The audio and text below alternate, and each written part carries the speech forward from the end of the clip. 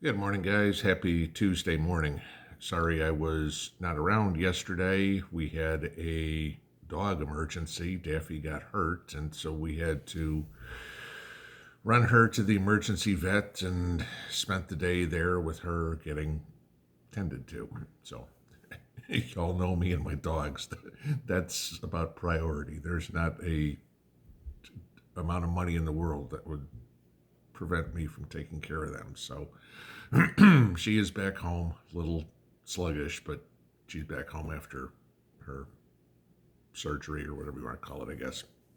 So, all right, lots of things to pick up on here, and I'm going to try to do them all in one real quick for you because there's nothing to really super long extrapolate on.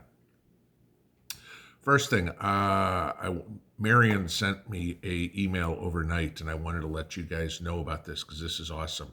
She was out searching the EcoFlow Delta 1300 that I had told you guys about. Remember, I bought it for $850. I think then I got it down to 809 or something like that.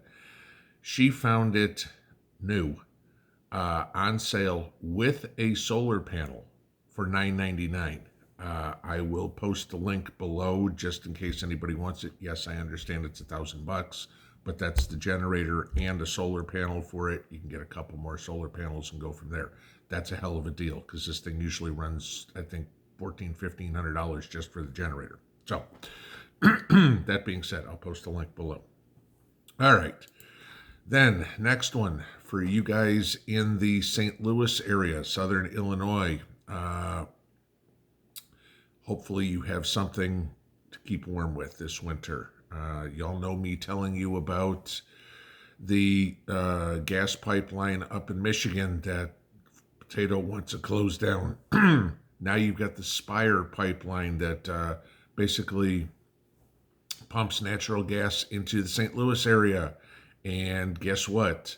Biden wants to shut that one down. And Spire is now telling their customers they might go without heat this winter. Thanks, Joe.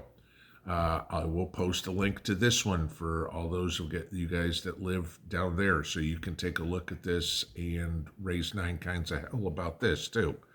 All right, sorry, it's first thing in the morning. Not even 6:30 yet. So dark 30. All right. Next one. This one's important, and I want you guys to pay attention to it. We all know, I've talked, Rudy's talked, a lot of people have talked about countries, the dollar collapsing, okay? And if you start to look at the signals of what's going on, and a lot of this stuff just gets passed by, it's like, oh, okay, big deal. Story out last night, Poland plans to add another 100 tons of gold, physical gold, to its reserves. Okay. Now, Poland only has about 230 tons of gold in the first place. So if they're adding 50% more, that's what's going on. Is people are trying to, or countries are trying to distance themselves from the US dollar. And this isn't just Poland. I've talked to you guys ad nauseum about Russia adding to their gold. But if you go into who has been doing this lately, okay, China's been adding gold, Russia's been adding gold, Turkey's been adding gold, Kazakhstan, Uzbekistan, now you have Poland. You're going to be seeing more. Then you also have a lot of countries repatriating their physical gold from the United States, from London, because the countries are worried about the dollar collapsing and they want to have some sort of physical asset, okay? Mind you this, well, gee, why don't they go from dollars to euros or dollars to won or dollars to yen or whatever? Nobody knows which currency is going to take over as the world dominant currency. But it's pretty obvious here that most countries, or a lot of countries, are betting that the dollar is no longer going to be the reserve currency. And I'll give you this. The U.S. is the largest holder of gold in the world. Okay. Here are the following countries that are in order of the next: Germany, Italy, France, Russia, China, Switzerland, Japan, India, Netherlands, Taiwan, Turkey, Portugal, Kazakhstan, Uzbekistan, Saudi Arabia, the UK, Lebanon, and Spain. Okay? Notice I didn't mention Poland. All right? So that'll give you an idea how many tons. If Poland has 230 tons of gold and Spain is number 20 on this list and Poland ain't here, that means Spain's got more than 230 tons of gold. Countries are adding to their gold because they figured once the dollar disappears, then they can trade their gold for whatever the next currency is. I'm telling you guys, precious metals. I bought more Sunday, actually. And, of course, then I bought a little bit yesterday, too, because everything took a bath yesterday. Down a little bit. But if you can afford gold right down here at about $1,800 an ounce, I think it's a decent place. Silver is still a good buy, down around 24. I would be jumping on both of those if you have the ability at this point. Okay. So,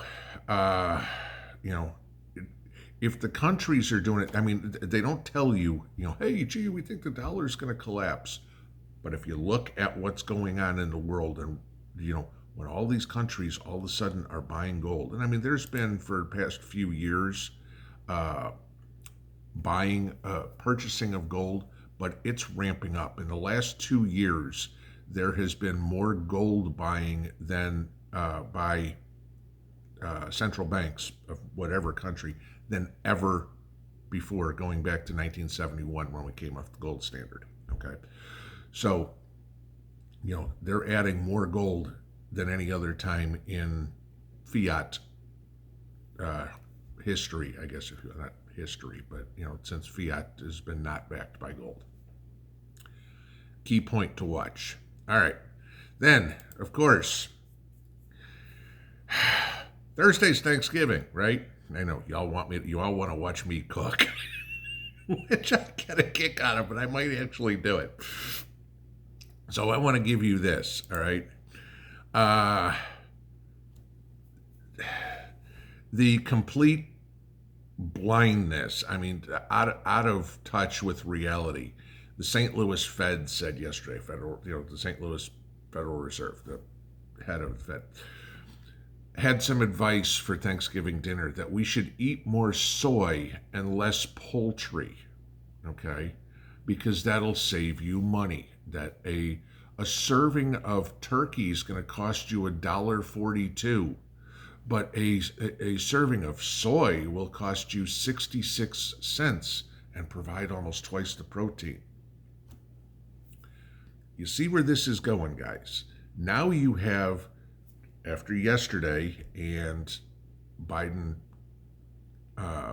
reappointing Jerome Powell to the Fed, they're right in there.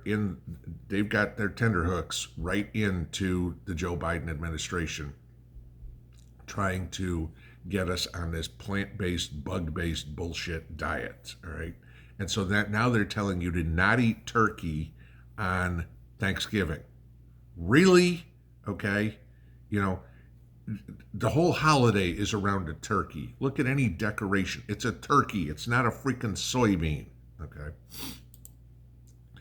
But to give you how tone deaf and brain dead this is, NBC came out yesterday. All right. About as in the bag for the Biden administration media as you can. All right. They came out and suggested to people, well, why not serve turkey at all? Quote, if you tell everyone you're not having a turkey, some guests may drop off, and that'll save you money too. So cool, if I tell, not me personally, but if somebody tells their family, hey, you know what? We're going to serve soy burgers for Thanksgiving instead of turkey. And everybody goes, I don't want to go over for that. I'll stay at home and make my own turkey. This is their way to solve high food costs, for you to eat crap. What's next? Oh, gee, you know what? Don't celebrate Christmas. The kids won't mind, Well, tell you what, we'll just make it a work day instead of a holiday, That way you can make money instead of spend money. That's the logic of this administration. Cancel everything that people enjoy. This is starting to look like Oliver Twist again. Can I have some more, please? I mean, literally, soy for Thanksgiving. I'm sorry, that's the day for unbuckling your pants and falling asleep on the couch, not for going, woohoo, look at me, I'm green, I ate soy.